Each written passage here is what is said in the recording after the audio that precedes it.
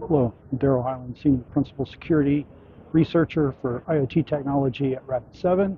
And as you can see, I'm at the Las Vegas Convention Center for CES 2026. I'm hoping to explore IoT technology, mobile technology, AI-driven technology while attending this conference. So you might be wondering why I'm wearing sunglasses. Should be obvious. I'm in disguise. So let's go ahead and head off into the convention and see what kind of cool tech we can find. As anyone can see, the CES floor is massive in size and it's at multiple locations. One of the first areas that I went in to explore was kind of the automation area.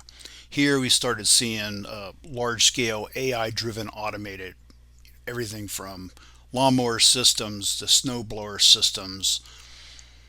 This also included vacuum systems, cleaners, things that could be used at a commercial level or at a consumer level.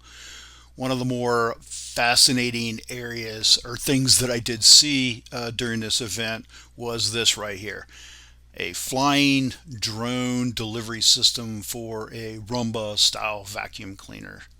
So it was kind of fascinating. They also had a live demo of this actually on the floor. Very noisy, and as you can see in the video, not necessarily a smooth landing type device. And again, like I said, cleaner systems. This one was kind of blinky eyes and enterprise front loaders that are AI driven and autonomous. When we moved around and started looking at robotics, there was a number of interesting robotic things available. One of the things I did notice about this event was a great improvement in the robotics dexterity and movement capability. That was very impressive, and a lot of vendors there just supporting that base technology to help others developing robots to be able to improve on it. And of course, this smart little guy who seen me with the camera and came up and started playing in front of me. When we get into the consumer and toys, a number of different toys, smart toys, AI driven toys, some more concerning than others, were available, and of course various companies offering services to improve upon your own products. Consumer products, everything from washers, dryers, cookers.